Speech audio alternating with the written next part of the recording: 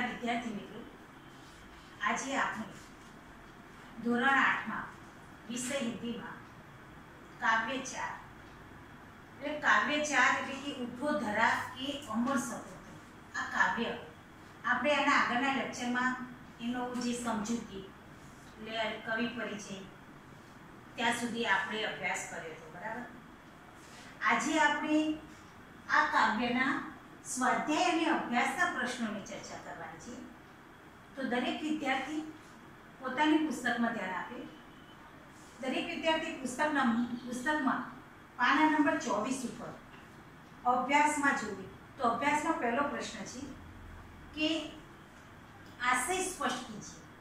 આશય સ્પષ્ટ કીજીએ એટલે કે નીચે જે કાવ્ય પંક્તિ આપી છે એ કાવ્ય પંક્તિનો ભાવાર્થ સમજાવવાનો છે, એનો હેતુ સમજાવવાનો છે। કે છે કે युग युग के मुझे सुमनों में नई नई मुस्कान भरो, उठो धरा के अमर सपूतो पुनः नया निर्माण करो। तो मित्रों आ जे पंक्ति आपी छे ये पंक्तिनी अंदर के ए काव्य पंक्तिमां कवि कहे छे कि जे युग युगोथी जे कर्माई गयेला छे, जे मुरझाई गयेला छे फूलो, ए फूलोनी अंदर आपणे नवो उत्साह के नवो उत्साह भरवानो छे, एमां नवुं स्मित भरवानुं छे। तेथी ज कवि देशवासीओना जे युवानोने संबोधीने कहे छे कि उठो धरा के अमर सपूतो। हवे एम के आपणे आजादीनुं सवार थयुं छे, आजादीनुं जे स्वप्न ए साकार कर्युं छे। हवे आपणे वर्षो पहेलाना युगो पहेलाना जे फूलो छे ए कर्माई गयेला फूलोमां नवी मुस्कान भरवानी छे, नवो उत्साह भरवानो छे, नवुं स्मित भरवानुं छे अने एने फरीथी आपणे खीलववाना छे। આવી રીતે આ ચાર પંક્તિ આપી છે એ કાવ્ય પંક્તિ જ્યારે મેં આગળના લેક્ચરમાં ચલાવી હતી એ વખત જો કે દરેક પંક્તિની સમજૂતી તમને સમજાવેલી છે। આ રીતે આ ચાર જે પંક્તિ આપી છે એ પંક્તિ લખી કાવ્ય પંક્તિ ચાર અને પછી એનો આશય એનો ભાવાર્થ સ્પષ્ટ કરવાનો છે, બરાબર। આ રીતે લખી શકાય। ત્યાર પછી પ્રશ્ન 2 છે અભ્યાસનો કે કવિ ને देश के सपूतों को क्या संदेश दिया है। तो कवि देश के सपूतों से कहते हैं कि देश स्वतंत्र हो चुका है, कि देश आजाद हो चुका है, अब तुम्हें देश का नवनिर्माण करना है, देश का नवनिर्माण करना है, स्वतंत्रता का लाभ जन जन तक पहुंचाना है। इसीलिए देशवासियों तुमसे बड़ी बड़ी आशा रखते हैं, तुम्हें उन्हें निराश नहीं करना है। तुम्हें लोगों में नए प्राण फूंकने हैं, विकास के नए रास्ते खोजकर तुम्हें देश का पिछड़ापन दूर करना है। देश के आजाद हो चुका है, देश की प्रगति करना है। इस प्रकार कवि ने देश के सपूतों को संदेश दिया है कि देश को एक नए युग में ले जाना है, देश के नवनिर्माण करना है। त्यार पछीनो प्रश्न 2 छे अभ्यास में कि हमारी राष्ट्रीय संपत्ति कौन कौन सी है, उसकी सुरक्षा के लिए आप क्या क्या कर सकते हैं। तो हमारी राष्ट्रीय संपत्ति रेलगाड़ियाँ, रेलवे स्टेशन, राष्ट्रीय जलमार्ग, राजमार्ग, नदियाँ, अभ्यारण्य, पुरातत्व संबंधी संपत्ति आदि हमारी राष्ट्रीय संपत्ति। तो राष्ट्रीय संपत्ति की सुरक्षा हमारा कर्तव्य है। हम रेल संपत्ति को नुकसान नहीं पहुंचाने, राजमार्गों की मरम्मत के लिए सरकार को पत्र लिखे, हम लोगों को पानी का महत्व समझाकर उसका अपव्यय रोकना, उसके का सदुपयोग करना, सरकार द्वारा संरक्षित इमारतों का नुकसान पहुंचते देखकर हम पुरातत्व विभाग को सूचित करेंगे। अभ्यारण्यों में रक्षित पशुओं का शिकार होते देखकर हम उसके संबंधित अधिकारियों को सावधान करें। तो ये रीते आपणे आ प्रश्नों जवाब लखी सकीए छीए। त्यार पछी मित्रों અભ્યાસના પ્રશ્નો અહીંયા પૂરા થાય છે। ત્યાર પછીનો સ્વાધ્યાયમાં જોઈએ તો સ્વાધ્યાયમાં જે પહેલો પ્રશ્ન છે कि कवि महेश्वरी जी धरा के अमर सपूतों से क्या चाहते हैं।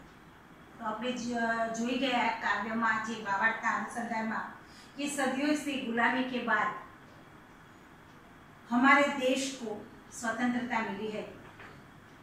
कवि चाहते हैं कि देश के युवक स्वतंत्रता के बाद देश का नवनिर्माण करें, इनको वे लोगों के जीवन में नया उत्साह भरे, नए प्राणों का संचार करें,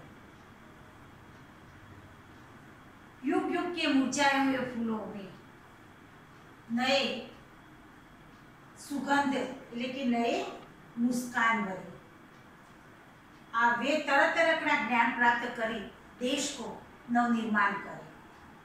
तो कवि और देश के अमर सपूतों के लिए अनेक अपेक्षाओं देखते हैं। त्यार पछीनो बीजो प्रश्न है कि कवि नई मुस्कान कहाँ देखना चाहते हैं। तो कवि दिलों के फूल स्वतंत्रता के प्रकाश में खिलते हैं। हमारा देश सदियों तक गुलामी के अंधेरे में है।